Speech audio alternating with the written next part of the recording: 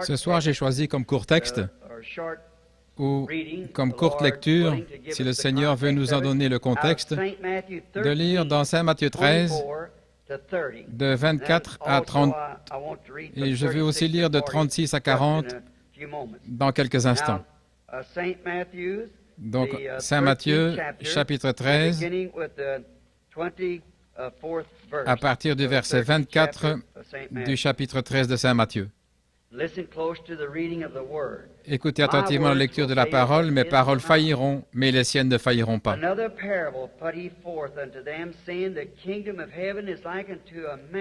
Il leur proposa une autre parabole et il dit, « Le royaume des cieux est semblable à un homme qui a semé une bonne semence dans son champ. Mais pendant qu'il dormait, son ennemi vint, sema de l'ivraie parmi le blé et s'en alla. Lorsque l'herbe eut poussé et donné du fruit, l'ivraie parut aussi. Les serviteurs du maître de la maison vinrent lui dire, « Seigneur, n'as-tu pas semé une bonne semence dans ton champ? D'où vient donc qu'il y a de l'ivraie? » Et il leur répondit, « C'est un ennemi qui a fait cela. » Et les serviteurs lui dirent, « Veux-tu que nous allions l'arracher? » « Non, dit-il, de peur qu'en arrachant l'ivraie, vous ne déraciniez en même temps le blé. Laissez-les croître ensemble jusqu'à la moisson. Et à l'époque de la moisson, j'enverrai les moissonneurs. Arrachez d'abord l'ivraie et liez-la en gerbes pour la brûler. Mais amassez le blé dans le grenier. » Avez-vous remarqué? Amassez d'abord l'ivraie et liez-la en gerbes. Maintenant, lisant ceci, quelque chose de bizarre m'est venu à l'esprit.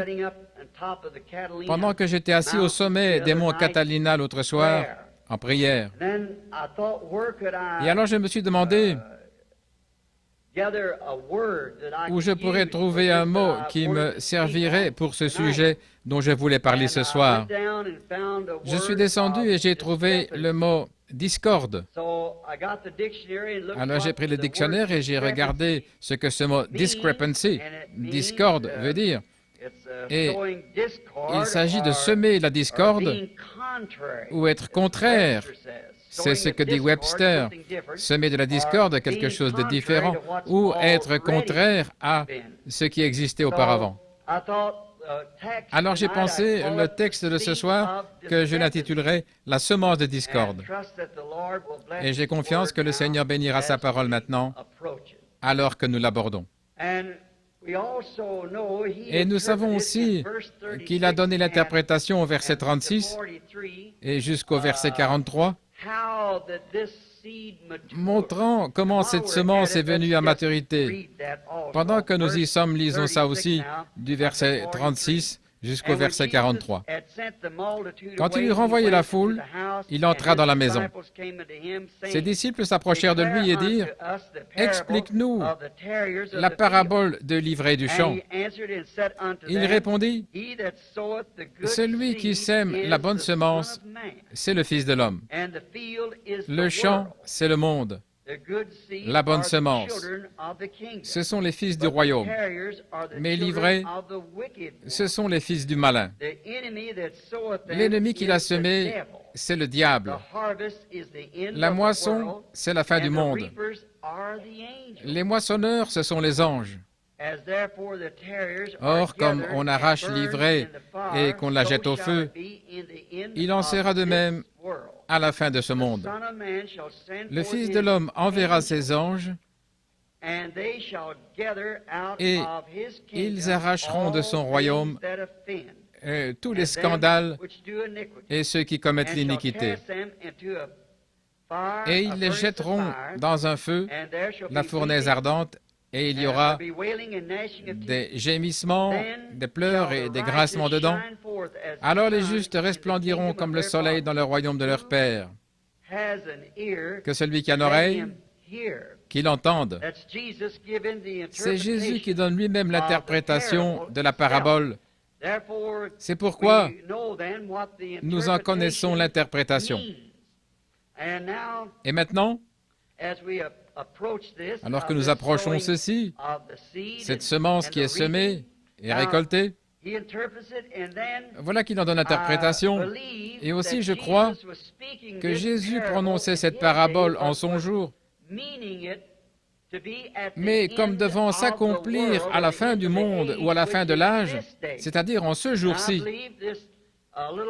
Et je crois que ce petit texte ce soir convient très bien à l'heure où nous vivons. En effet, Jésus a bien précisé ici que le rassemblement se ferait à la fin de ce monde, que c'est alors que la fin viendrait, que le blé serait rassemblé et que l'ivraie aussi serait rassemblée et brûlée, et que le blé serait emporté dans le royaume. Et je crois que c'était ça. Un autre passage de l'Écriture qui me porte à croire que c'est ça, je l'ai noté ici, c'est Matthieu 24, 24, où il est dit, en parlant de la semence de discorde, Jésus a dit que les deux seraient tellement proches que cela séduirait même les élus si c'était possible. Presque exactement les mêmes. Il y a un autre endroit dans l'Écriture où c'est écrit que la pluie tombe sur les justes et sur les injustes. Je me souviens de ma première expérience. Quand je me suis retrouvé parmi les pentecôtistes, j'étais à Mishawaka, dans l'Indiana. J'assistais à une grande convention dans une salle semblable à celle-ci, où ceux du Nord et du Sud s'étaient assemblés. À cette époque-là, à cause de la ségrégation, ils avaient dû se réunir là. C'étaient deux grandes associations de frères pentecôtistes. Je n'avais jamais entendu parler d'eux et je ne les avais jamais rencontrés auparavant. C'est là que pour la première fois, j'ai entendu parler en langue.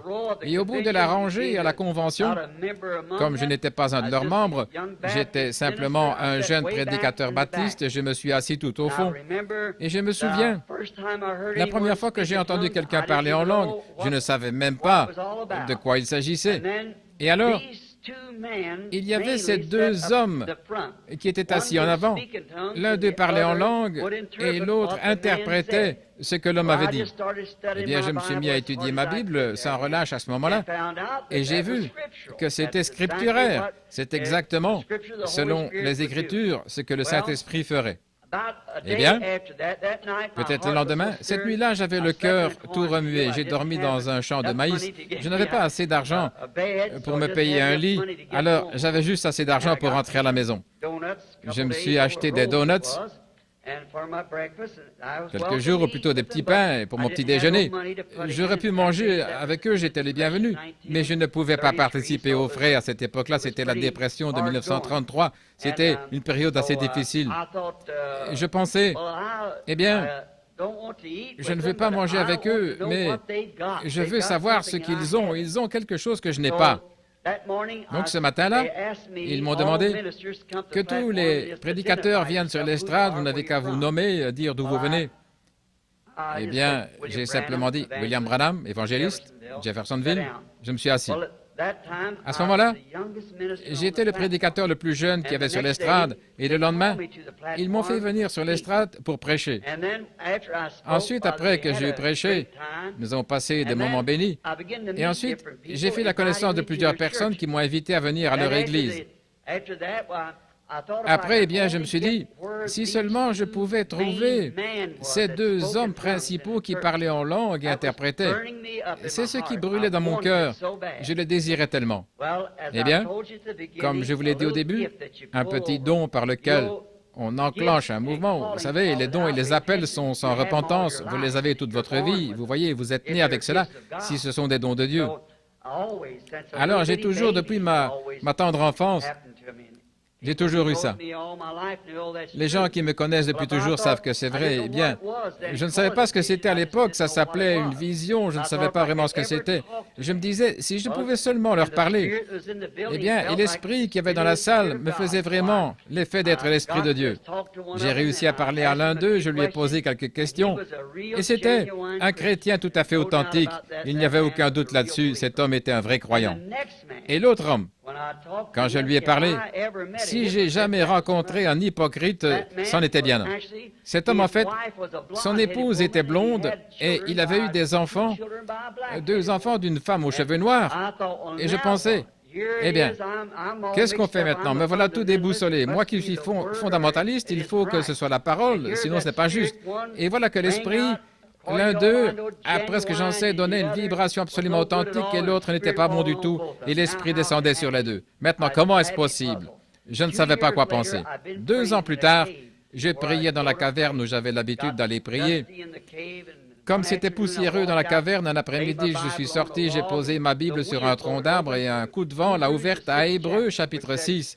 Là, il est dit que dans les derniers jours, ce qui arriverait, si nous abandonnions la vérité et que nous nous revelions encore pour venir à la repentance, qu'il ne restait plus de sacrifice pour le péché, que les épines et les chardons sont prêts d'être rejetés, on finit par y mettre le feu. Mais la pluie tombe souvent sur la terre pour l'arroser, pour la préparer. Mais les épines et les chardons seraient rejetés, mais le blé serait amassé. Je pensais, eh bien, c'est juste le vent qui l'a fait s'ouvrir là. J'ai simplement reposé la Bible, je me suis dit, eh bien, maintenant je vais juste... Et voilà, le coup de vent qui l'ouvre à nouveau. C'est arrivé 3 fois. Je pensais, eh bien, ça c'est étrange. Je me suis relevé et j'ai pensé, Seigneur, pourquoi ouvrirais-tu cette Bible pour que je lise ça, alors que j'arrive à ce passage-là, les épines et les chardons qui sont prêts d'être rejetés, on finit par y mettre le feu. Je pensais, pourquoi l'ouvrirais-tu là pour que je lise cela? Et je regardais au loin. Or, ces vraies visions viennent sans aucun effort de ma part. C'est Dieu, un point c'est tout. Voyez, j'ai regardé et j'ai vu une terre qui tournait devant moi et j'ai vu qu'elle était toute labourée. Il y avait un homme habillé de blanc, il avançait en semant du blé, et après qu'il a eu disparu à l'horizon, un homme est arrivé, il était horrible à voir, il était habillé de noir. Il lançait des semences de mauvaises herbes partout.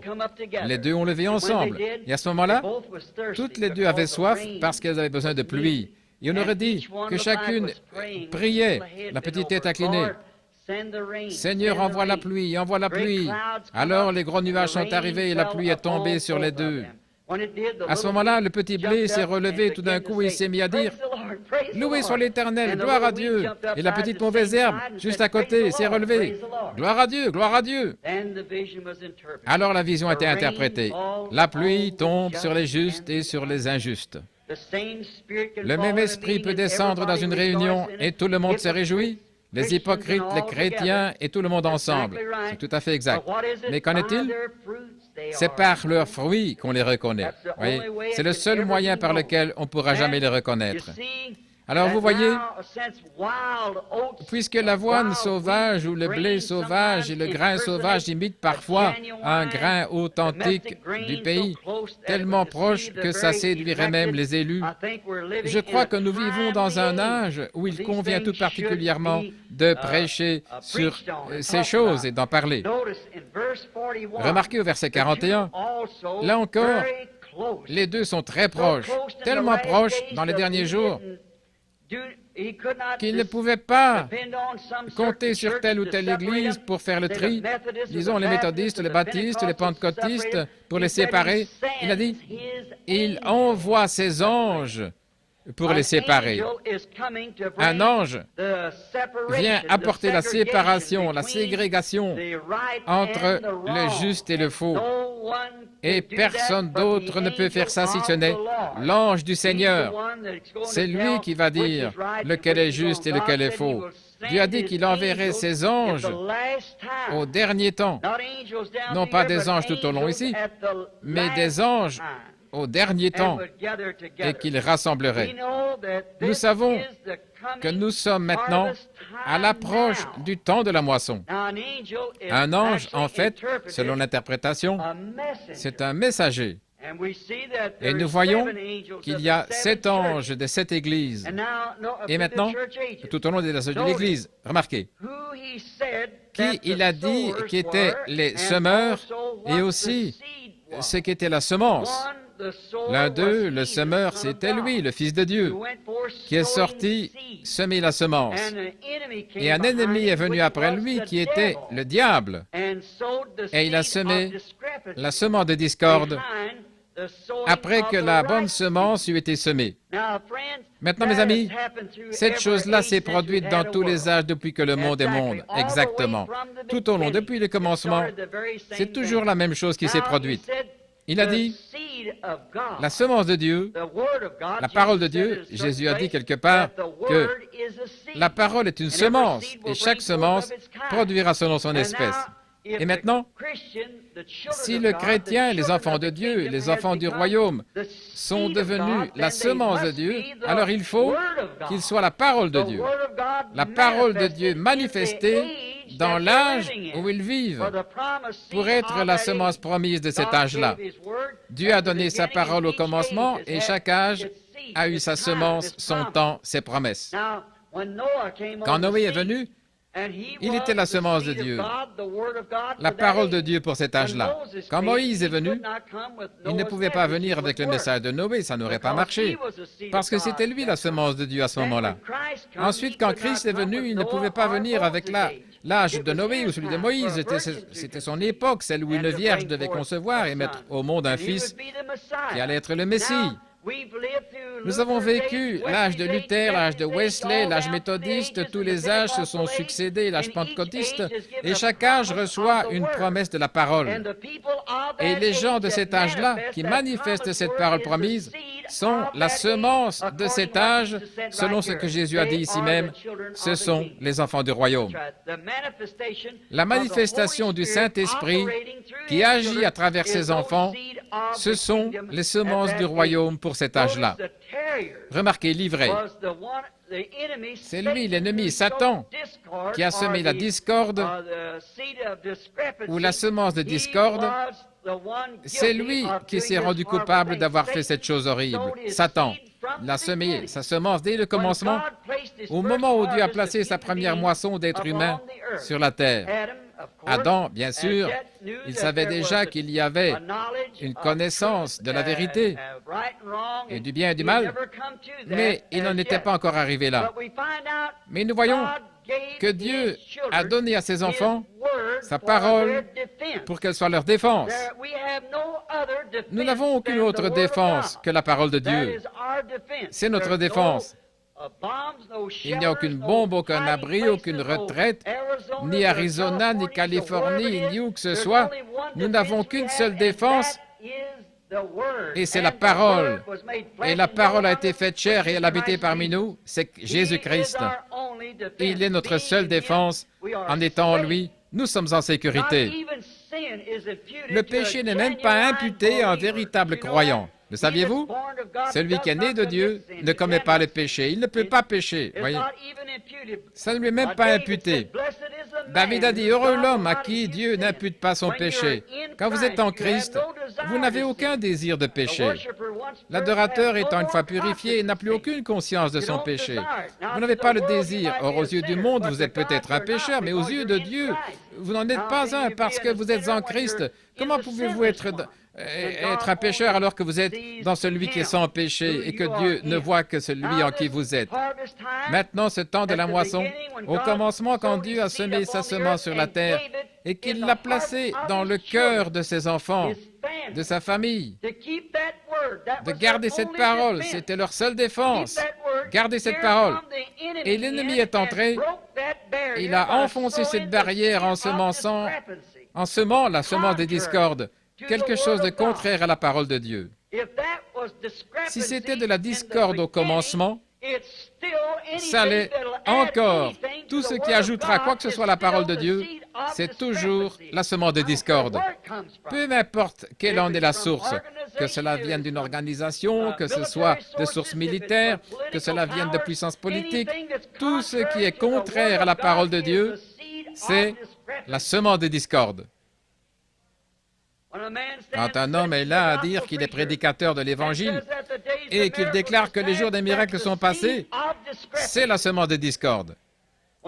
Quand un homme est à dire qu'il est ministre, pasteur d'une église quelque part, et qu'il ne croit pas que Jésus-Christ est le même dans les moindres détails, à l'exception du corps physique, le même hier, aujourd'hui et pour toujours, ça, c'est la semence de discorde.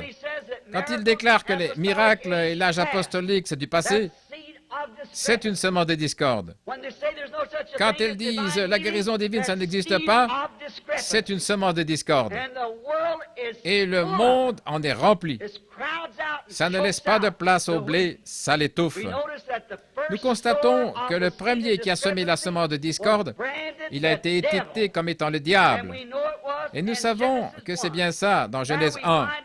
Maintenant, nous voyons ici, dans le livre de Matthieu au chapitre 13, Jésus étiquette encore tout ce qui est en désaccord avec sa parole comme étant du diable. Et en cette année 1956, tout ce qui sème la discorde, quelque chose de contraire à la parole écrite de Dieu ou qui en donne une interprétation personnelle, c'est la semence de discorde. Dieu n'honorera pas cela, il ne le peut pas, ça ne se mélangera pas, non, c'est comme la semence de moutarde, elle ne se mélangera avec rien d'autre, vous ne pouvez pas l'hybrider, il faut que ce soit l'authentique, la semence de discorde. Maintenant nous voyons, quand Dieu a semé sa semence dans le jardin d'Éden, nous voyons qu'elle a produit un Abel, mais quand Satan a semé sa semence de discorde, elle a produit un Caïn. L'un a produit un juste, l'autre a produit un injuste. Parce que Ève a écouté la parole de la discorde, quelque chose de contraire à la parole de Dieu, et c'est là que le ballon du péché a commencé à rouler, et depuis ce jour-là, il n'a cessé de rouler. Et nous n'arriverons jamais à nous en débarrasser complètement tant que les anges ne seront pas venus faire la séparation, alors Dieu emportera ses enfants dans le royaume, et l'ivraie sera brûlée. Remarquez ces deux vignes. Si seulement nous pouvions passer plus de temps sur ce sujet, mais nous allons seulement voir les grandes lignes pour pouvoir prier pour les malades dans quelques minutes. Remarquez, leurs semences ont poussé ensemble, exactement comme Dieu l'a dit ici au chapitre 13 de notre texte de ce soir dans Matthieu. Laissez-les croître ensemble. Or, Caïn est allé dans la terre de Nod, il s'y est trouvé une épouse et il s'est marié. Abel, lui, a été tué et Dieu a suscité Seth pour le remplacer. Et à partir de là, les générations se sont succédées, le juste et le faux côte à côte. Maintenant, nous remarquons que chaque fois, au fil du temps, elles se sont rassemblées et Dieu a été obligé, la méchanceté est devenue tellement grande que Dieu a été obligé de détruire. Mais ces deux semences ont fini par produire la semence de discorde et la semence de Dieu ont produit chacune leur tête véritable, dont l'aboutissement a été Judas Iscariote et Jésus-Christ. En effet, il était la semence de Dieu, il était le commencement de la création de Dieu. Il n'était rien de moins que Dieu. Et Judas Iscariote est né le fils de la perdition. Il est venu de l'enfer, il est retourné en enfer. Jésus-Christ était le Fils de Dieu, la parole de Dieu manifestée. Judas Iscariote, par sa discorde, il était la semence du diable. Il était venu dans le monde et pour tromper exactement tel qu'il était au commencement dans Caïn, son ancêtre. Judas ne faisait que jouer à l'Église. Il n'était pas vraiment sincère, il n'avait pas réellement la foi, il n'aurait jamais trahi Jésus. Mais vous voyez, il a semé cette semence de discorde. Il pensait pouvoir se lier d'amitié avec le monde, Mammon, tout en étant ami avec Jésus. Mais il était trop tard pour qu'il puisse rien y changer. Quand l'heure fatale est venue, quand il a fait cette vilaine chose, il a franchi la ligne de séparation entre aller de l'avant et faire demi-tour. Il était obligé de continuer sur sa lancée. Comme imposteur, séducteur, il a semé la semence de discorde et il a cherché à trouver grâce devant ces grandes organisations de ce jour-là, les pharisiens et les sadducéens. Et il pensait gagner un peu d'argent comme ça et être bien vu des gens. N'est-ce pas ce qui amène tant de gens à donner dans cette discorde? Ils cherchent à trouver grâce devant les hommes. Trouvons grâce devant Dieu, non devant les hommes. Mais c'est ce que Judas a fait quand cette discorde a eu son aboutissement en lui. Nous savons que Jésus était la parole. Dans Saint Jean 1, il est dit au commencement était la parole, et la parole était avec Dieu, et la parole était Dieu. Et la parole a été faite chair et elle habitait parmi nous. Donc la parole est une semence et cette semence a été faite chair et elle a habité parmi nous. Si Judas était la semence de l'ennemi et de la discorde, elle aussi a été faite chair et elle a habité parmi nous dans la personne de Judas Iscariote. Il n'a jamais eu la vraie foi. Il avait ce qu'il pensait être la foi. On peut avoir la foi et aussi avoir une soi-disant foi.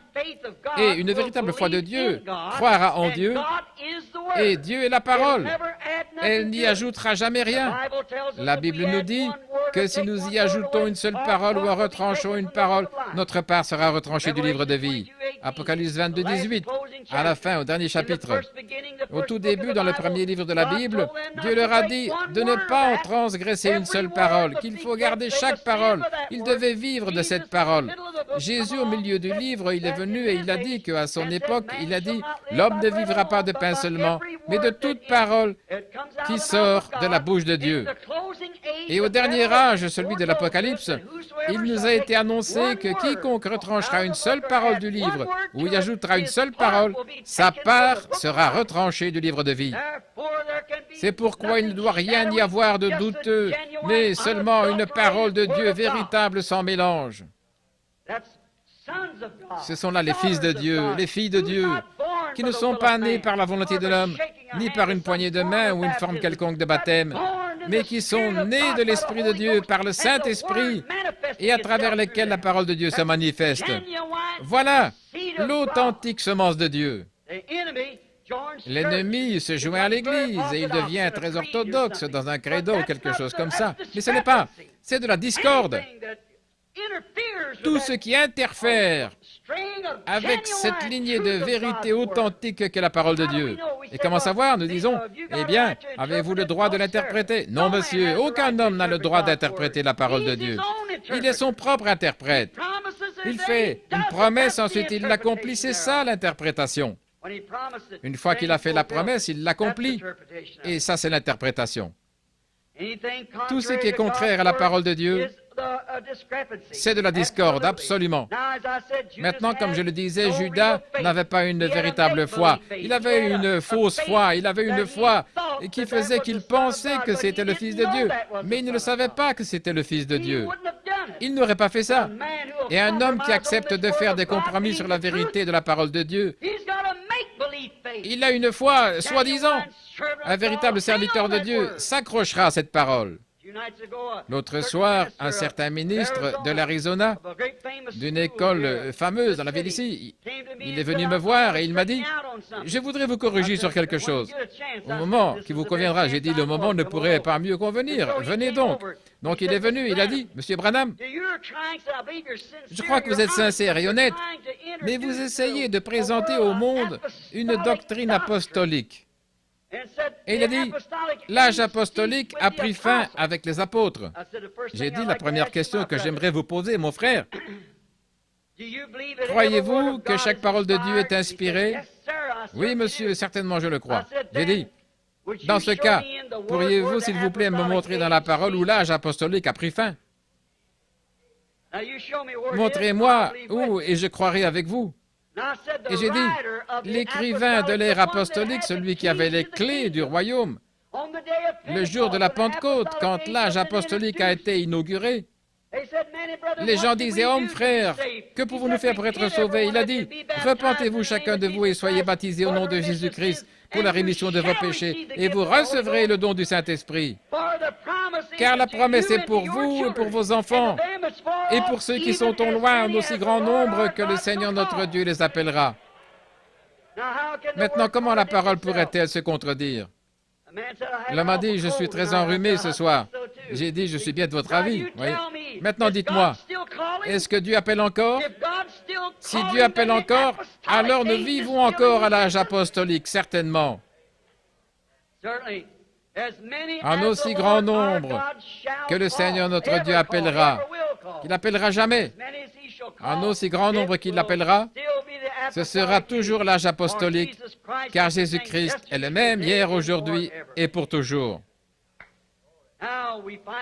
Donc nous voyons aujourd'hui que cette discorde a été semée dans tous les âges Si je pouvais vous montrer cela dans les 10 ou 15 prochaines minutes, je le ferais, mais c'est impossible. Tout au long des âges, la plupart d'entre nous, nous lisons la Bible. Quand Jésus est venu, il a vu qu'il y avait cette discorde, quelque chose de contraire. Il était la parole manifestée.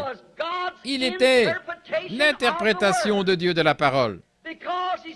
Parce qu'il a dit, sondez les Écritures, parce que vous pensez avoir en elles la vie éternelle, et ce sont elles qui rendent témoignage de moi. Vous y voilà. Il était l'interprétation de la parole. Et tous les fils et les filles de Dieu, nés de nouveau de cet âge, sont l'interprétation de la parole. Vous êtes des lettres écrites, lues de tous les hommes.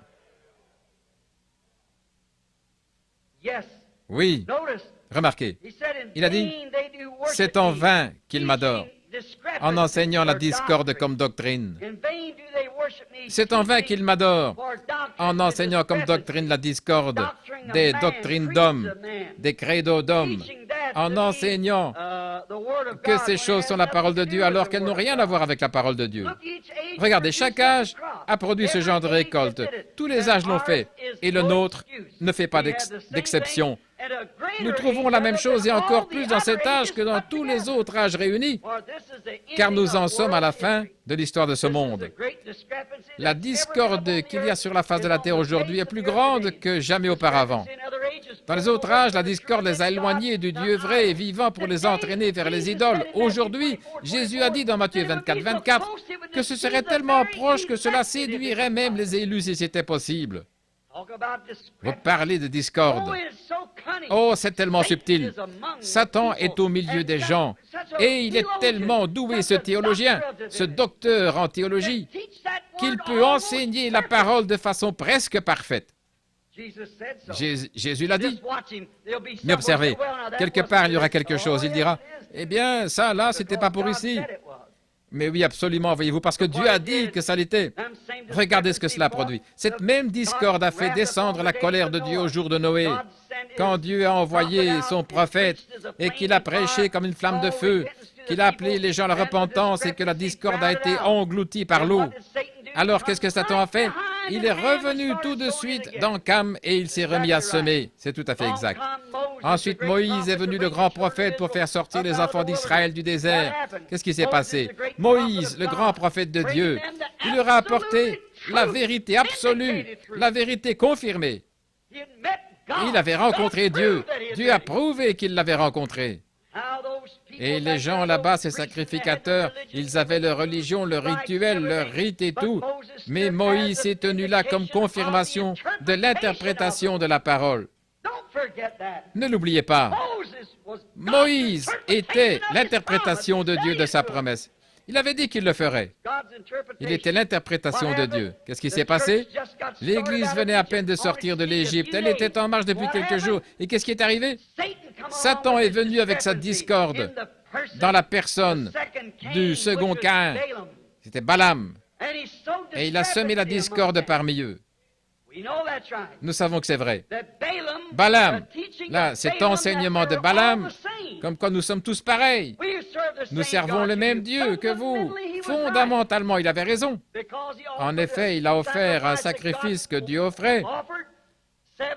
7 béliers, 7 taureaux sur 7 autels, et il a prié le même Dieu de façon aussi parfaite que Moïse là-bas dans le désert. C'était tout à fait pareil. Mais il n'était pas pareil. Tout cela préfigurait ce qui allait arriver.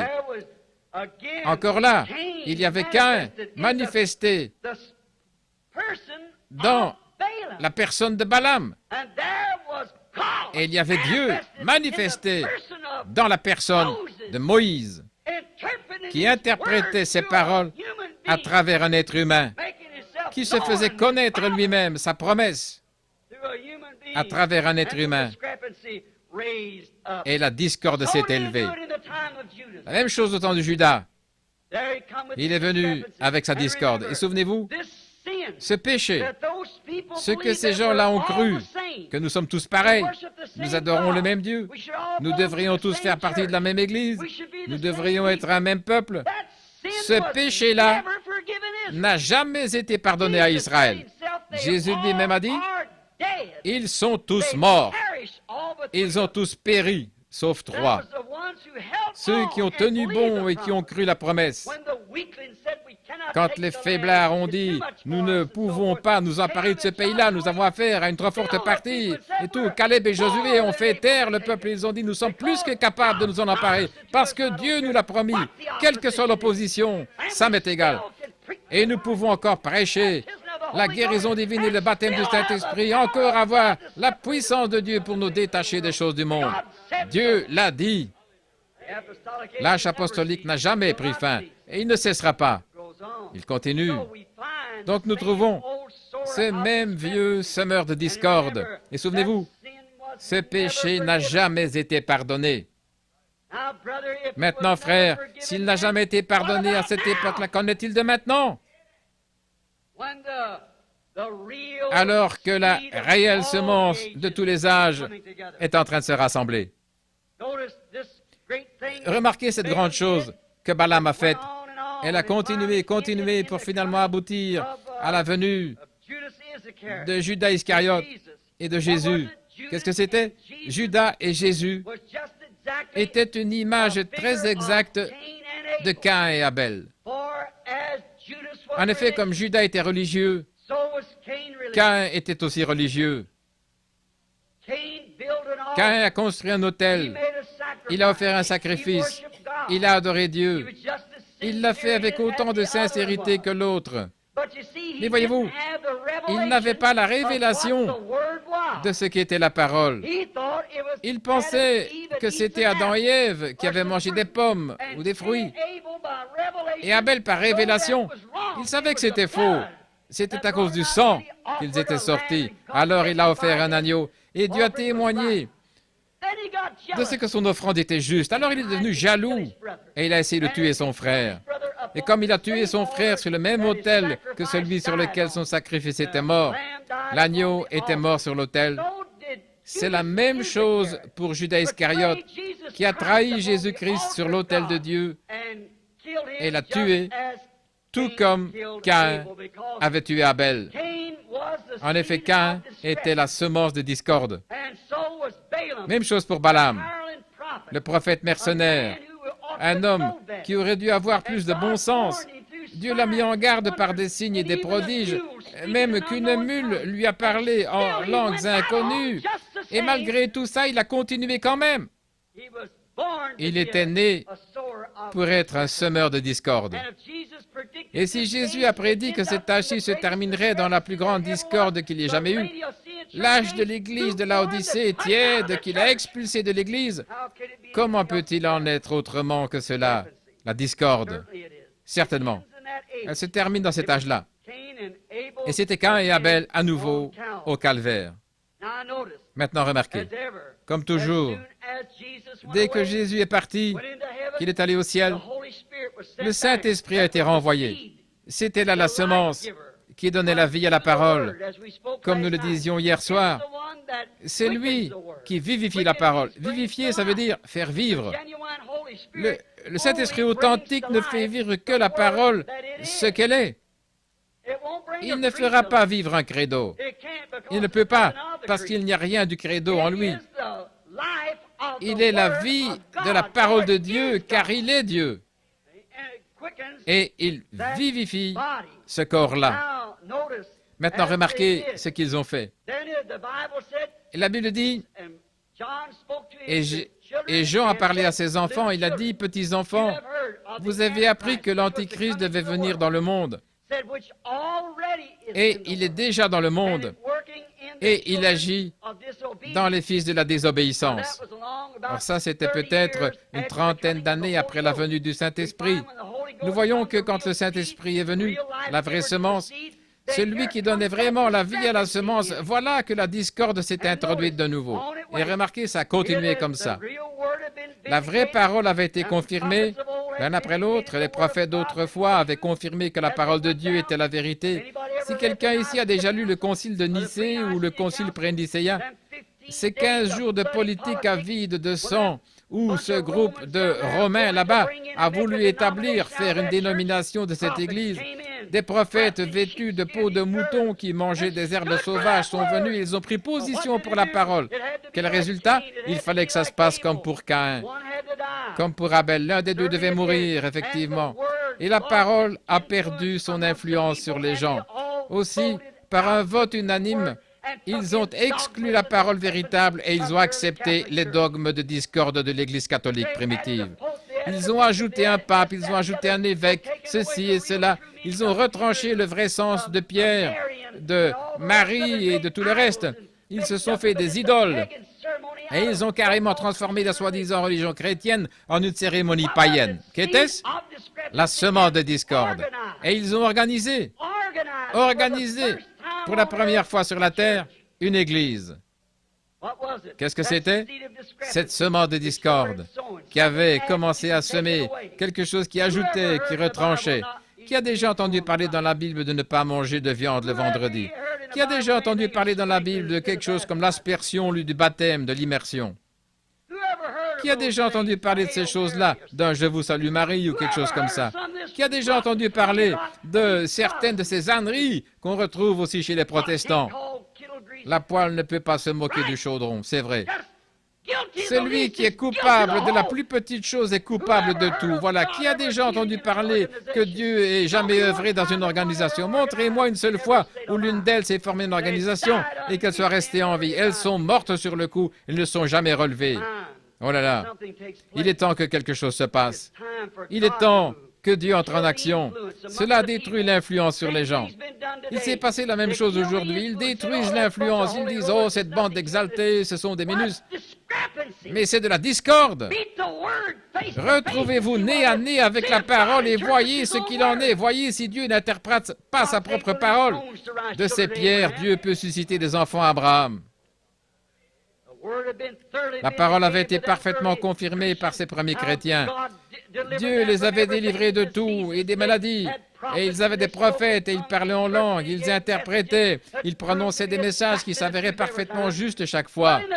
Et malgré toute cette parole confirmée, les gens ont voté son expulsion et ils ont voté pour une dénomination. C'est la mère de toutes les organisations. Les deux sont maintenant parvenues à pleine maturité. Elles ont recommencé à produire leurs semences. Elle s'était éteinte, mais elle a refleuri au jour de Luther, comme nous le savons par le message de l'autre matin au petit déjeuner. Elle a refleuri à l'époque de Luther. Mais qu'est-ce qu'ils ont fait? Immédiatement après la mort de ce grand homme, ils ont formé une organisation. Elle a refleuri de nouveau encore au jour de John Wesley. À cette époque, les Anglicans, avec toute leur doctrine sur la sécurité éternelle et tout, ils avaient tellement tout entortillé qu'ils en étaient presque arrivés à l'universalisme. Et qu'est-il arrivé? Dieu a suscité un homme du nom de John Wesley et il a fauché tout ça. Et dès qu'il est mort, lui et Asbury et les autres, qu'est-ce qui s'est passé? Ils ont formé une organisation et maintenant, on a toutes sortes de méthodistes, Alexander Campbell, John Smith et autres. Et finalement, les pentecôtistes ont refait surface et ils sont sortis de tout ça. Qu'est-il arrivé? Ils couraient bien. Qu'est-ce qui vous a arrêté? Vous êtes retourné tout droit dans la boue même dont vous étiez sorti, retourné dans les mêmes eaux sales. Vous êtes retourné à la discorde et à former des organisations. Il vous fallait faire des compromis sur la parole. Et chaque fois que Dieu envoyait quelque chose de nouveau, vous ne pouviez pas l'accepter. C'est vrai. La discorde de nouveau. Et remarquez, comme je le disais l'autre jour, la première petite enveloppe qui sort de la racine. Ensuite, il y a les feuilles et puis l'épi et puis la tige. Et elle sort. Cette petite enveloppe du blé est presque identique au grain lui-même. Et nous pensions que ça l'était, mais quand on l'ouvre, il n'y a pas de grain du tout. Elle n'est qu'un support pour permettre au grain de pousser, et elle meurt aussi, et la vie en sort complètement pour aller dans le grain. Remarquez, donc, on appelle les églises qui ont semé. Nous voyons aujourd'hui nos prétendues églises et même nos églises pentecôtistes, nous sommes sortis, nous n'étions pas satisfaits, il nous fallait former nos propres groupes. Il y a eu toutes sortes de choses, il nous fallait voir ceci, cela, et former un autre groupe. Et quelqu'un s'est levé en disant, il viendra sur un nuage blanc et l'autre sur un cheval blanc, un nuage, voyez-vous.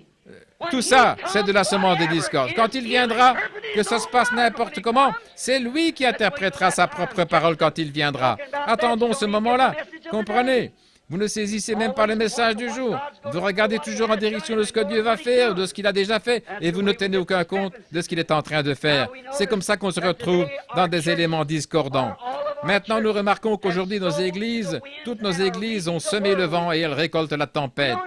Nous n'avons plus les réunions de prière, nous n'avons plus les réunions que nous avions. Qu'est-ce qu'il y a? Nous avons levé les barrières, surtout. Regardez, jusqu'à nos églises pentecôtistes qui sont remplies de femmes aux cheveux coupés. Avant, on ne permettait pas ça, de se maquiller, vernir les ongles, toutes sortes de choses. Un homme, des espèces de Ricky et tout, mariés 3 ou 4 fois, ils sont diacres. Oh, quelle discorde! C'est de la souillure! Comment y arrive-t-il? Dieu n'accepterait pas ça dans son Église, alors il faut qu'ils aillent dans une organisation pour se le permettre. On a peur d'en parler parce qu'on se ferait mettre à la porte de l'organisation. Oh Dieu, donne-nous des hommes qui ne soient attachés à rien d'autre qu'à Dieu et à sa parole, qui diront la vérité sur ces choses. Voilà exactement ce qu'il nous faut. Qu'est-ce que nous avons fait? Semer la discorde. Nous avons semé le vent et maintenant nous récoltons la tempête. Remarquez qu'elles sont maintenant en train d'être rassemblées pour être brûlées. Avez-vous remarqué, Jésus a dit, amassez-les d'abord, liez-les en gerbes, et ensuite mettez toutes les gerbes sur le même tas et je les brûlerai. Il y a une petite gerbe appelée méthodiste, baptiste, presbytérien, luthérien, elles se rassemblent toutes dans le Conseil mondial des églises. Qu'est-ce que c'est? Amassez-les d'abord. Alléluia. Avez-vous remarqué? Il rassemble l'ivraie en premier. Il les éloigne du blé. Il les sépare. Rassemblez-les et brûlez-les. Elles doivent toutes être brûlées par les jugements de Dieu pour avoir semé la discorde parmi les gens. Ces choses ayant l'apparence de la piété, mais reniant ce qui en fait la force. Niant la parole simplement pour soutenir des rites religieux, quelques dogmes que quelqu'un y a injectés ou ajoutés à la parole de Dieu. Ça ne marchera pas, c'est de la discorde. Je m'écris aujourd'hui comme ce grand prophète d'il y a longtemps, Amos, quand il est entré dans une ville et qu'il a dit « Je ne suis ni prophète ni fils de prophète, mais si le lion rugit, qui ne serait effrayé? Quand Dieu parle, qui ne prophétiserait ?» Il a prédit que le jugement s'abattrait sur cette génération-là. Il a dit « Le Dieu même que vous prétendez servir vous détruira. » Mettez ça là sur bande, souvenez-vous. Le Dieu même, ces gens-là qui se rassemblent dans cette grande moisson du Conseil mondial des églises, et vous serez obligés d'y entrer. Vous ne pourrez pas rester en dehors. Ou bien vous en sortirez individuellement, ou bien vous y entrerez. Il n'y aura pas de terrain entre les deux. Ce sera la marque de la bête. Personne ne pourra acheter ni vendre que celui qui a la marque, qui a la discorde. Restez hors de cela. Sortez de là. Fouillez. Tenez-vous-en éloignés. Le Dieu qu'ils prétendent servir les détruira. Le grand Dieu d'amour. Ils disent, eh bien, Jésus a prié que nous soyons tous un. Il a aussi dit, comment pouvez-vous marcher ensemble? 2 hommes peuvent-ils marcher ensemble s'ils ne se sont pas d'accord? Il a dit, un, comme lui et le Père sont un. Le Père était la parole, lui était la parole manifestée. Il était un avec le Père, parce qu'il était la manifestation de la parole promise de Dieu. Et c'est la même chose aujourd'hui ou dans n'importe quel jour. Oui, monsieur. Le Dieu, il est un. Il veut que nous soyons un. Comment ceci peut-il être un alors que celui-ci nie la naissance virginale et que celui-là nie la guérison divine, ceci, cela? Ils sont tous dans un méli-mélo pareil. Certains d'entre eux ne croient même pas en Dieu, ne croient pas qu'il était le fils de Dieu, ou que c'était le fils de Joseph, appelé le fils de Dieu. Le frère jumeau des luthériens, les Zwingli, ils croient qu'il n'était absolument rien d'autre qu'un brave homme. La science chrétienne déclare qu'il était un prophète, rien qu'un homme comme les autres, qui n'était pas divin. Voyons, s'il n'était pas divin, c'est le plus grand imposteur que la terre ait jamais porté. Il était Dieu ou il n'était rien. Il était divin. Il était la divinité elle-même, faite chair parmi nous. Dans la personne du Fils de Dieu, certainement. Voilà ce qu'il était. Maintenant, nous voyons que la discorde est entrée. Nous savons qu'elle est là. Personne ne peut le nier. Oh là là. Remarquez bien.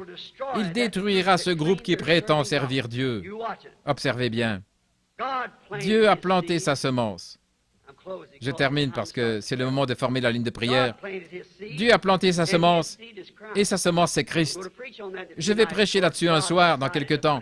le lieu où Dieu a décidé de mettre son nom. Si Dieu le veut, peut-être à l'un des petits déjeuners quand j'aurai un peu plus de temps. Remarquez, il est la seule échappatoire.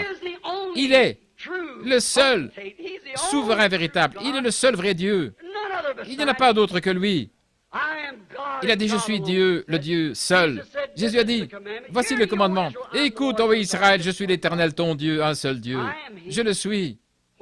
Pourquoi en attendez-vous un autre? Un autre viendra. Je viens au nom de mon Père et vous ne me recevez pas. Mais un autre viendra en son propre nom et vous le recevrez. Et ils l'ont fait à Nicée. Êtes-vous chrétien? Je suis baptiste. Êtes-vous chrétien? Pentecôtiste. Êtes-vous chrétien? Méthodiste. Un autre nom. Mais pour ce qui est de ce nom-là, de Jésus-Christ, ils s'en éloignent le plus possible. Ils ne veulent rien avoir à faire avec lui, car il est la parole. Et la parole se manifeste elle-même. Remarquez, la seule échappatoire, il est la rose de Saron. La Bible l'a dit. Tous les titres dans la Bible de Dieu appartiennent à Jésus-Christ. Il était l'alpha, l'oméga, le commencement et la fin, celui qui était, qui est et qui vient, la racine et la postérité de David, à la fois la racine et la postérité, l'étoile du matin, la rose de Saron, le lys de la vallée, l'alpha, l'oméga, le Père, le Fils, le Saint-Esprit, tout cela en Jésus-Christ. Il était la pleine manifestation de Jéhovah Dieu qui a été fait chair pour habiter parmi nous. Voilà exactement ce qu'il était. Il était la rose de Saron. Qu'est-ce qu'on a fait la rose de Saron? On l'a écrasée, on l'a broyée pour en faire sortir le parfum. Une rose magnifique doit être écrasée complètement pour qu'on puisse recueillir le parfum de cette rose. Et c'était une vie magnifique que celle-là, qu'il n'y a jamais eu une vie vécue comme celle-là, mais elle a dû être écrasée au calvaire. Voyons, on prenait l'onction de la rose de Saron et on la mettait sur Aaron. Il fallait qu'il soit loin de cela pour pouvoir entrer dans la présence de l'Éternel dans le lieu saint, au-dedans du voile saint. Il fallait qu'il soit loin de la rose de Saron pour pouvoir aller faire l'aspersion du propitiatoire tous les ans. Et cette onction devait être sur lui, une odeur agréable à l'Éternel alors qu'il portait le sang de l'agneau devant lui, après avoir été aussi aspergé de cet agneau. Et avec des grenades et des clochettes sur le tour de ses vêtements, il devait marcher à une certaine cadence faisant Saint, Saint, Saint à l'Éternel. Remarquez, il est cette rose de Saron, cette odeur agréable, l'onction qui est sur son peuple. Vous ne pouvez pas entrer dans sa présence avec aucun credo, rien d'autre, mais seulement loin de cette rose de Saron, la parole. Il est aussi le lys de la vallée. Comment obtient-on l'opium? On obtient l'opium en prenant un lys, en l'écrasant, et on obtient l'opium.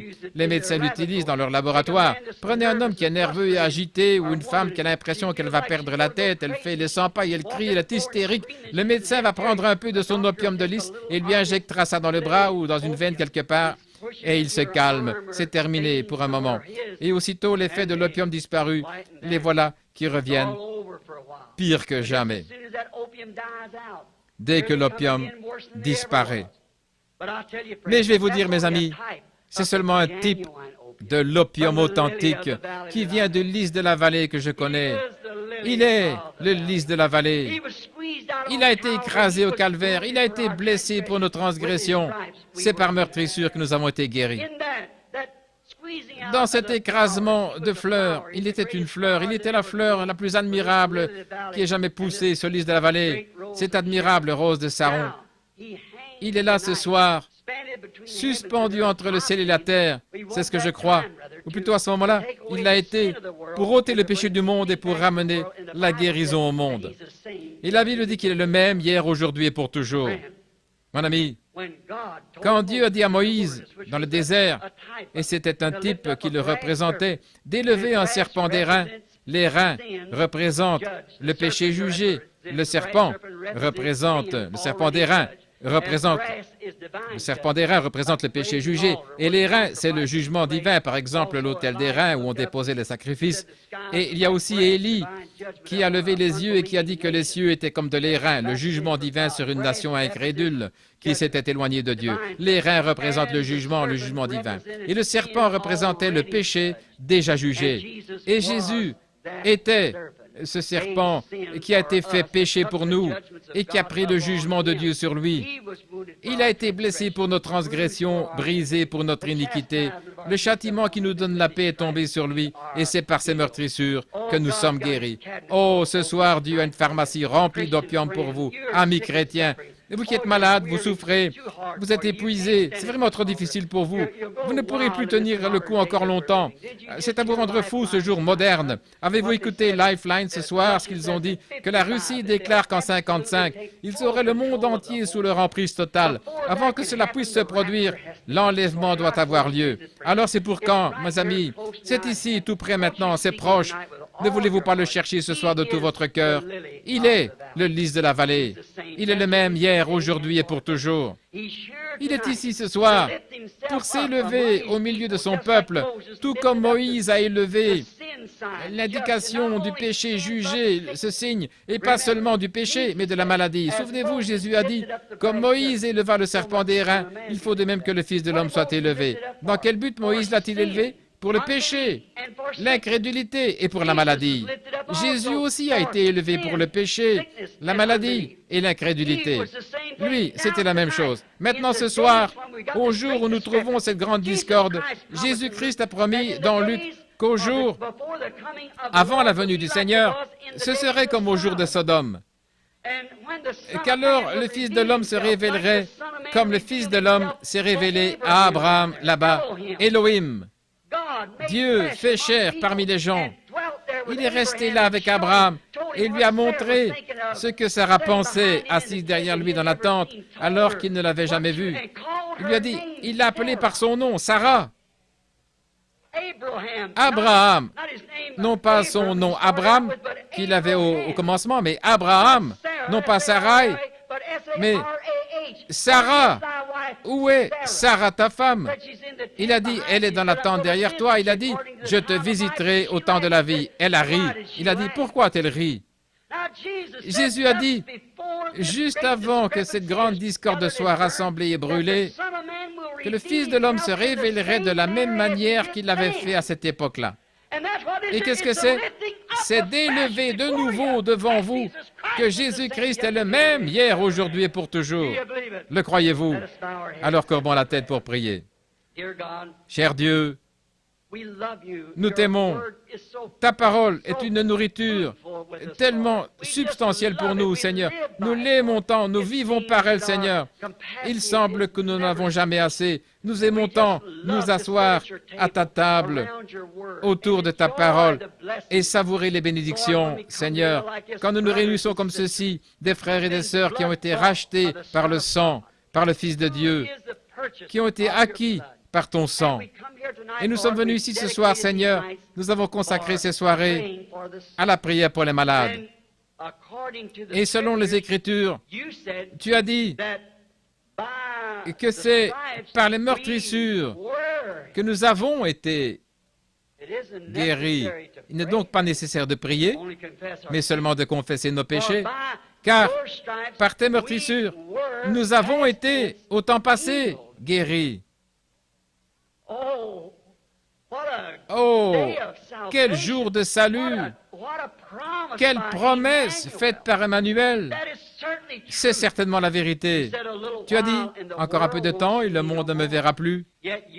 Mais vous me verrez, car pronom personnel, je serai avec vous, même en vous, jusqu'à la fin du monde. Et à la fin du temps, à la grande consommation, tu as dit que juste avant cela, ce serait exactement comme avant que le feu tombe sur Sodome et consume le monde des nations, les gentils, et qu'il y aurait de nouveau une révélation du Fils de l'homme, exactement comme à Sodome. Père, que les gens ne passent pas à côté. Et je prie, ô Dieu, avec ma manière un peu primitive, si je n'ai pas dit ce qu'il fallait, pardonne-moi, enclencher un mouvement. Je les aime, Seigneur. Je prie qu'ils ne passent pas à côté. Que ce soit un grand soir, Seigneur.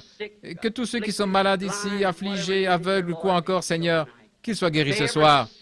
Que tous les pécheurs soient sauvés. Que dans leur cœur, certainement, s'ils sont des incroyants, qu'ils acceptent Christ en ce moment même. Accorde-le, Père. Tout cela est entre tes mains. Nous nous remettons à toi pour te voir venir au milieu de nous. Tu as dit dans Saint Jean 14, 12, « Celui qui croit en moi fera aussi les œuvres que je fais. » Nous savons que la manière dont tu t'es fait connaître aux gens, car tu étais ce prophète dont Moïse avait dit qu'il serait ressuscité. Il y avait des centaines d'années qu'il n'avait pas eu de prophète. Il y avait de la discorde partout, mais la parole de Dieu devait quand même s'accomplir. Alors la parole a été faite chair et la discorde aussi. Et Père, nous voyons la même chose aujourd'hui. La discorde qui est en train de former une grande gerbe, et nous voyons la parole qui est en train de faire la même chose. Bénis-nous ce soir, Père. Nous nous remettons à toi avec ta parole. Tout ce que tu trouveras utile de nous faire faire, utilise-nous pour le faire, Seigneur, au nom de Jésus. Amen.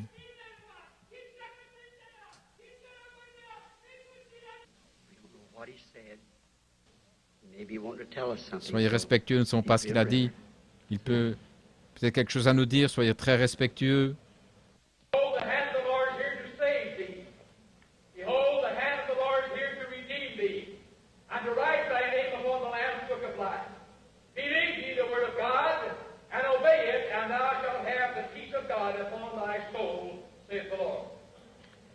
Le frère exhorte à obéir à la parole.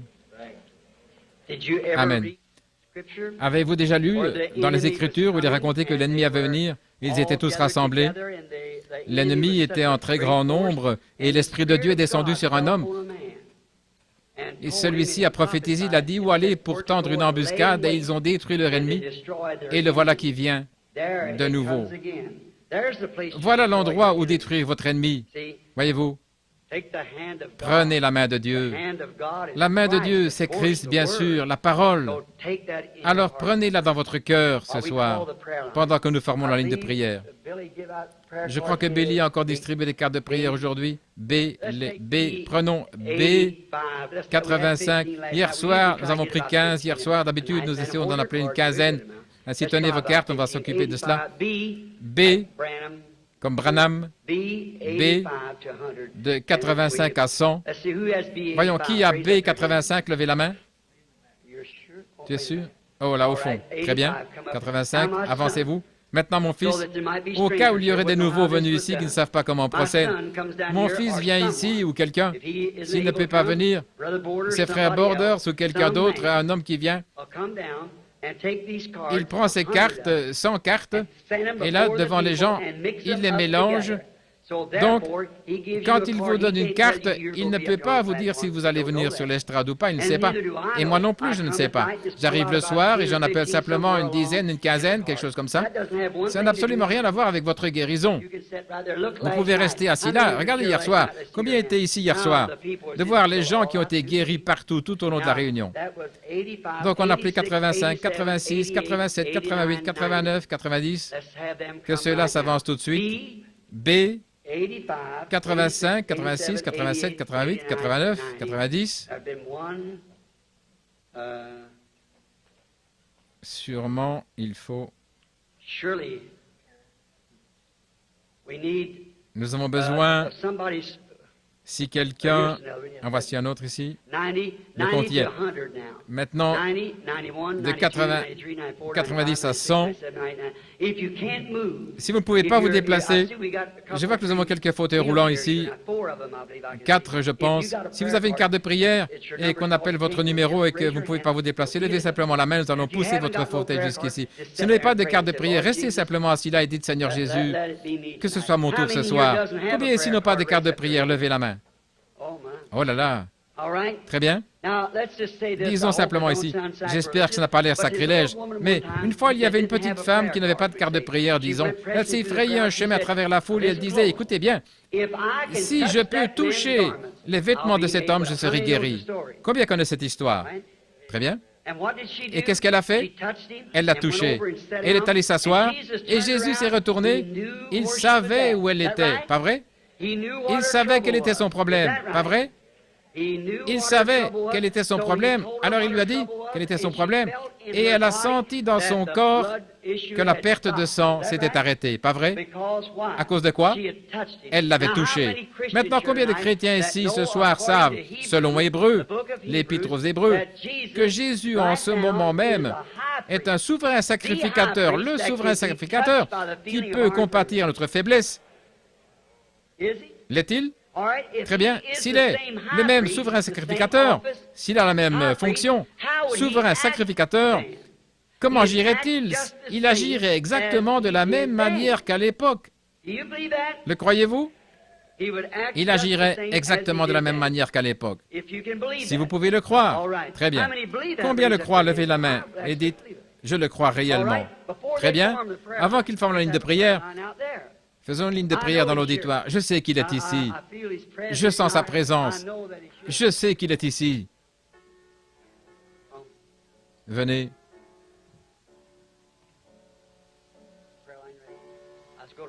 La ligne de prière est prête. Regardez par ici et priez simplement.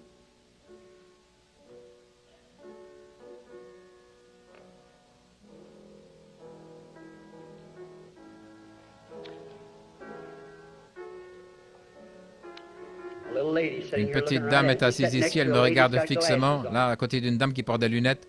Ne voyez-vous pas, là, ce qui se trouve au-dessus de cette femme? Elle souffre du cœur. Vous croyez que Dieu va vous guérir? Si oui, levez la main. C'était bien votre problème, c'est vrai. Maintenant, si c'était votre problème, levez la main pour que les gens puissent voir. Levez la main comme ça. Maintenant, vous ne l'avez plus. Votre foi vous a guéri. Il est le même hier, aujourd'hui et pour toujours. Oh, il y a de la discorde, mais Jésus-Christ est le même, hier, aujourd'hui et pour toujours. Maintenant, continuez simplement à prier, voyez-vous. Il n'est pas besoin d'être sur l'estrade. Maintenant, voici une dame. Pour autant que je sache, je ne l'ai jamais vue de ma vie. C'est une femme debout ici. Vous avez une carte de prière. Vous ne saviez pas si vous alliez être appelé ou pas. Quelqu'un vous a simplement donné une carte de prière. On a appelé votre numéro, alors vous êtes avancé. C'est pas vrai? Et je n'ai aucun moyen de savoir ce que vous êtes, qui vous êtes, d'où vous venez, ce que vous voulez. Rien de tout ça. Je ne suis qu'un homme. Et vous, la femme, c'est exact. Le même tableau s'est présenté dans la Bible un jour, Saint Jean chapitre 4. Maintenant, vous direz, qu'est-ce que vous avez fait, frère Branham, tout à l'heure, il y a un instant? J'ai simplement enclenché ce petit mouvement, voyez-vous? Moi, je ne sais pas. C'est lui qui doit le faire. Moi, je ne sais pas. Et cette femme dans l'auditoire tout à l'heure, je n'avais jamais vu cette femme de ma vie. Elle est une parfaite inconnue. Je crois bien qu'il s'agissait d'une femme. Qui est la personne qui vient d'être guérie? Sommes-nous des étrangers l'un à l'autre? Si c'est vrai, faites signe de la main. Je n'avais jamais vu cette femme, mais elle était assise là, en train de croire. Elle a touché quelque chose, n'est-ce pas? Ça n'avancerait à rien de me toucher moi. Mais maintenant, ne voyez-vous pas que la Bible est très précisément la parole de Dieu? Il est le même hier, aujourd'hui et pour toujours. Nous devenons des tabernacles du Saint-Esprit qui est Christ. Voyez, voilà la vraie semence. À ce moment-là, si ce vrai Saint-Esprit entre dans la vraie semence de la parole, il ne faut pas en prendre seulement une partie parce que le diable utilise cela. Il faut que vous preniez tout. Voyez-vous, chaque parole, en effet, il n'est pas dû à moitié, il est dû entièrement. Et voilà ce qui arrive. Maintenant, voici une femme, je ne l'ai jamais vue. Une fois, Jésus a trouvé une femme comme celle-ci. Peut-être qu'elle n'était pas dans le même état, je ne sais pas. Il était assis à un puits. Il fallait qu'il descende dans Samarie. Et nous voyons que la Samarie était au bas de la colline. Ou plutôt, en allant à Jéricho, il est passé par la Samarie. Et il est arrivé dans une ville appelée Sichar. Il s'est assis au bord du puits et il a envoyé ses disciples acheter des vivres. Combien y a-t-il de races de gens dans le monde? 3. Le peuple de Cam, Sem et Japheth. Nous descendons tous de Noé. Le reste du monde a été détruit à cette époque-là. Il n'y a que 3 races de gens. Ce sont les Juifs, les nations et les Samaritains, lesquels étaient moitié Juifs, moitié des nations. Ce sont là les seules races qu'il y a dans le monde. Voyez-vous, il n'y en a que 3. Et Dieu et tout est parfait en 3. C'est comme ces 3 dont je parlais ce soir, les 3 étapes de la discorde, les 3 étapes de la parole faite chair et tout.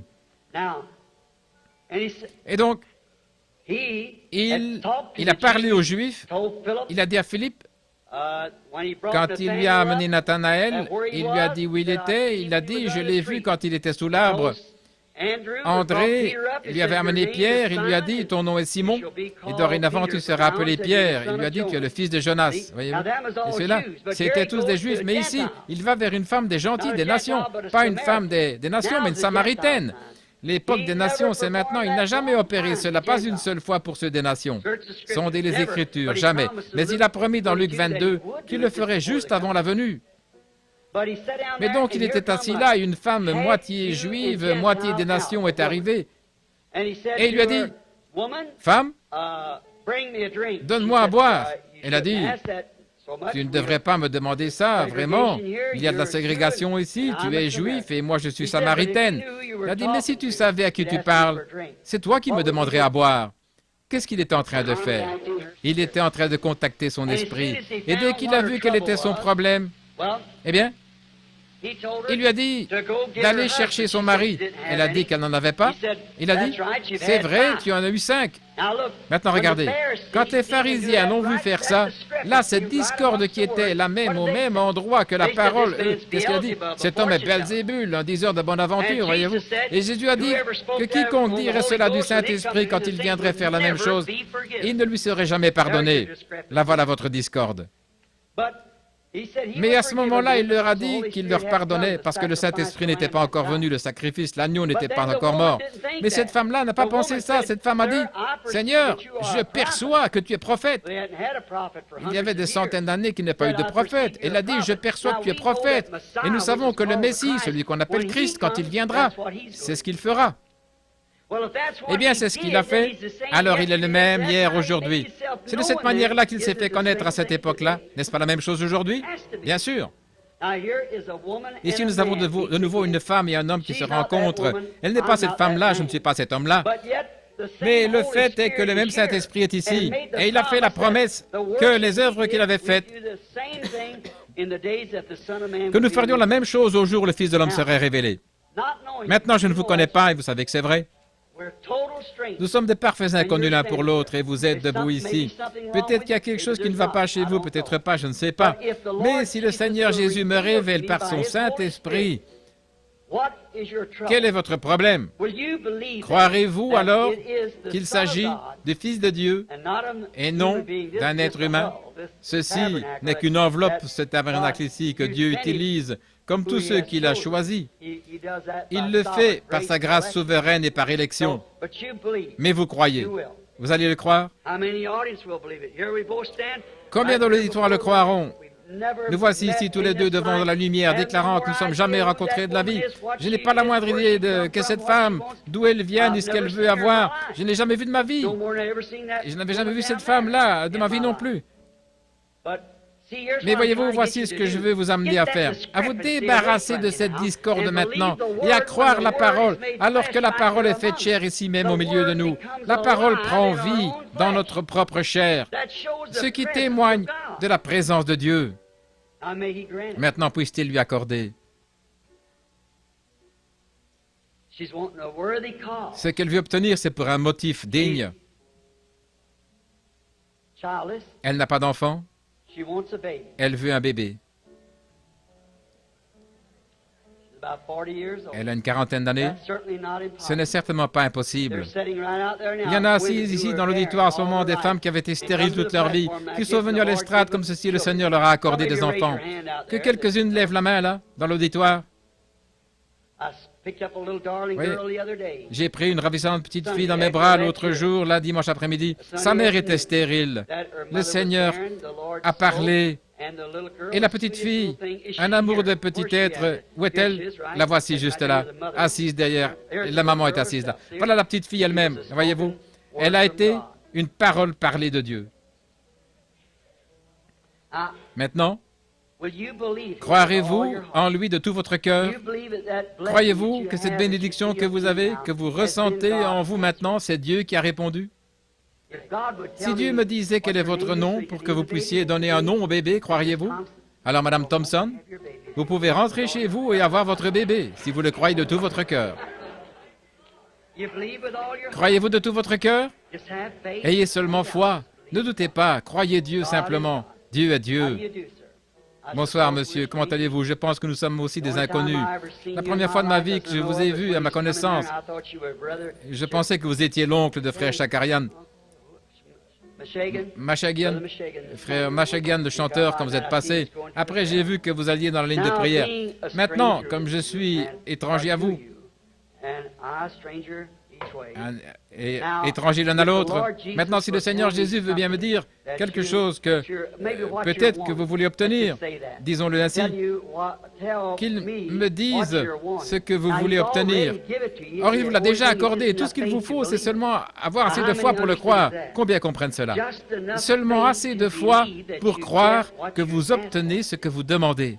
Oui. Maintenant, donc si vous êtes ici et que vous voulez obtenir quelque chose et qu'il me dise quel est votre désir, alors vous savez que moi, je ne sais pas quel est votre désir. Il faut que ce soit quelque chose ici qui fasse cela.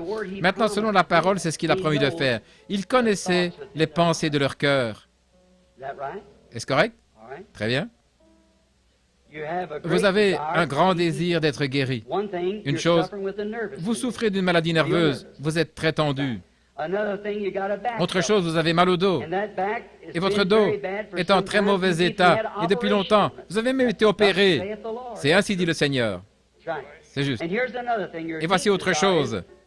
Votre désir profond, vous voulez recevoir le baptême du Saint-Esprit. Venez ici. Cher Dieu, au nom de Jésus-Christ, que cet homme soit rempli du Saint-Esprit avant de quitter les lieux. Au nom de Jésus-Christ. Amen. Maintenant, recevez-le, mon frère.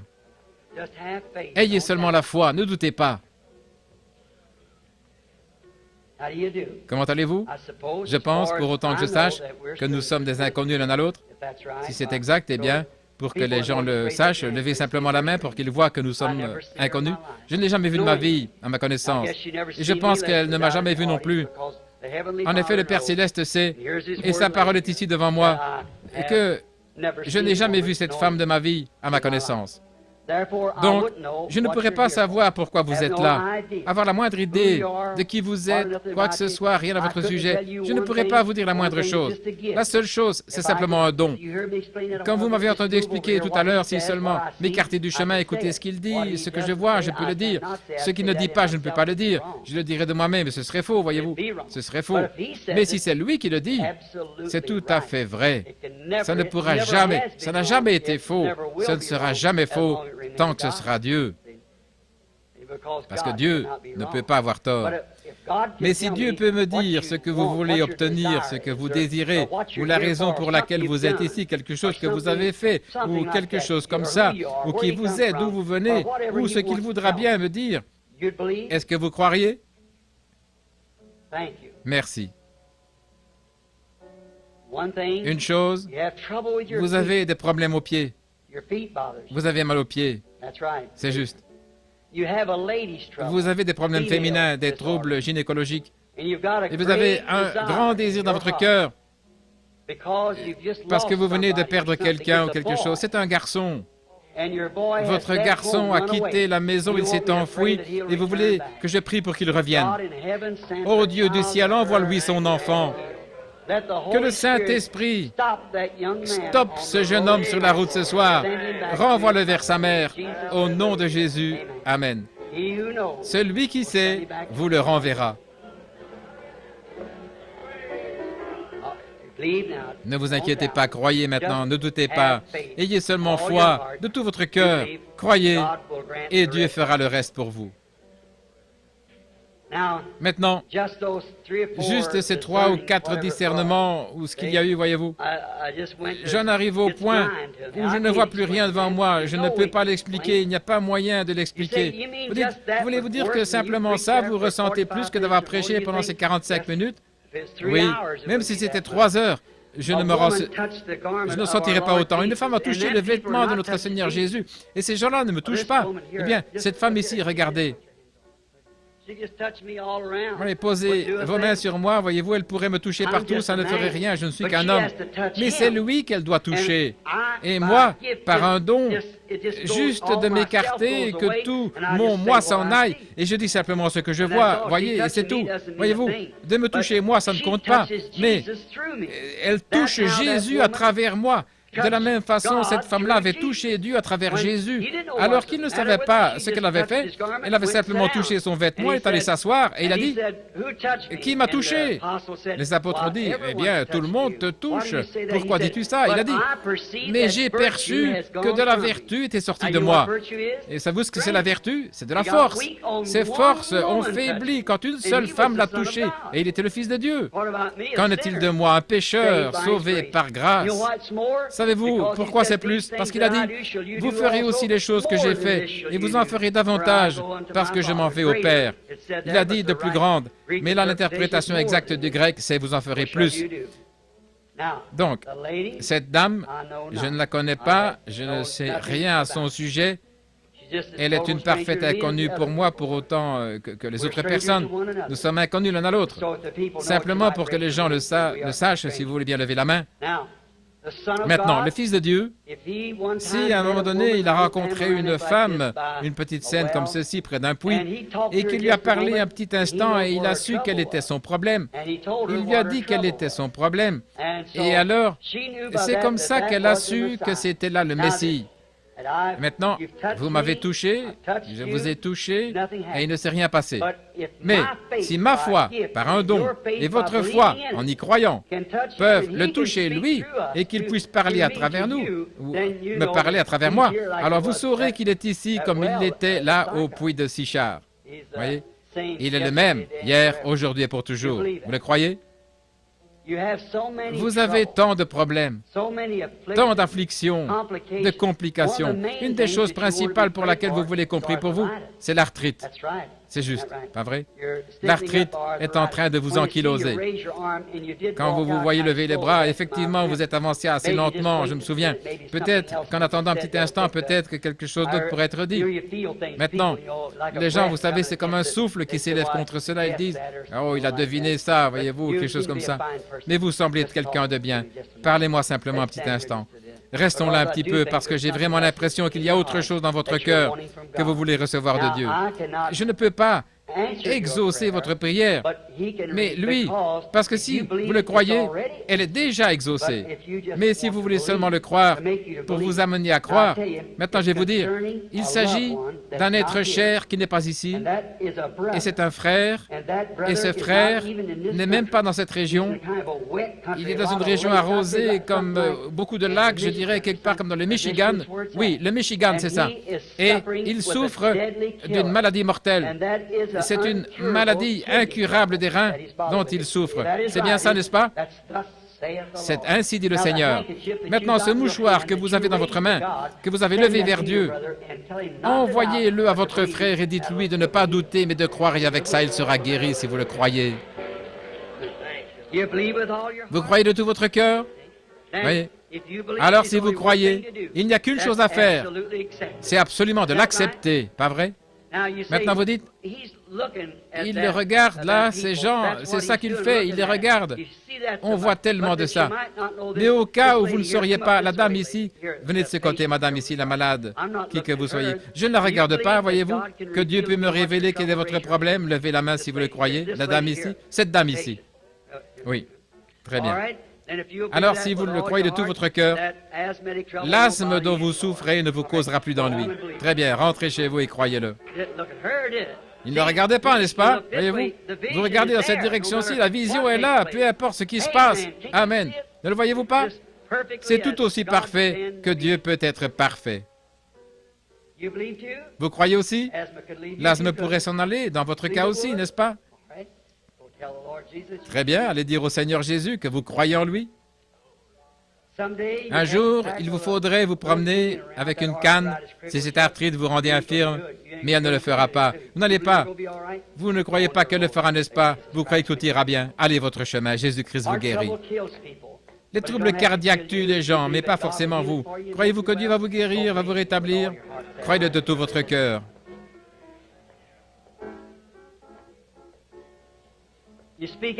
Parlez-vous anglais? Comprenez-vous l'anglais? Que quelqu'un vienne.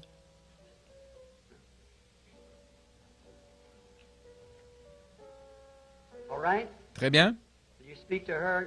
Est-ce que vous voulez lui parler, lui répéter ce que je vais dire? Dites-lui que si elle croit, ses problèmes d'estomac vont s'en aller. Elle va le croire. Et vos maux de dos vont s'en aller aussi. Vous pouvez aller votre chemin, vous êtes guéri. Comment allez-vous? Vous croyez?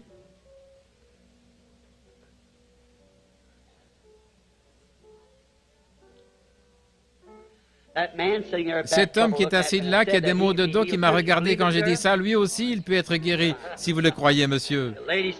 La dame qui est assise à côté de vous là, vous avez des maux de cou, n'est-ce pas, madame? Croyez-vous que Dieu va vous guérir? Si vous voulez imposer les mains au petit garçon pour ses genoux, il sera guéri lui aussi. Le croyez-vous? Vous aviez des problèmes gynécologiques, des problèmes féminins. Vous n'en avez plus maintenant. Votre foi vous a guéri et vous a rétabli. Croyez-vous que Jésus-Christ est le même hier, aujourd'hui et pour toujours?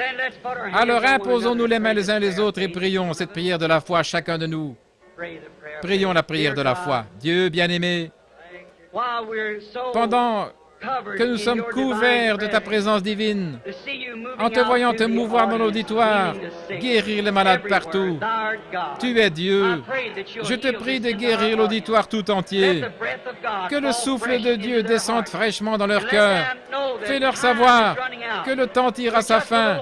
Il ne nous reste plus qu'un peu de temps ici, ensuite nous serons avec celui que nous aimons. Et que sa présence apporte maintenant la guérison à tous. Nous condamnons Satan. Nous condamnons toutes ses actions. Au nom de Jésus-Christ, Satan, sors des gens. Tous ceux qui vont le croire maintenant et accepter leur guérison, levez-vous et dites, je me lève maintenant pour accepter ma guérison. J'y crois. Quel que soit votre état, si vous le croyez, levez-vous. Tenez-vous debout, levez les mains et dites, merci Seigneur Jésus de m'avoir guéri. Que Dieu soit avec vous.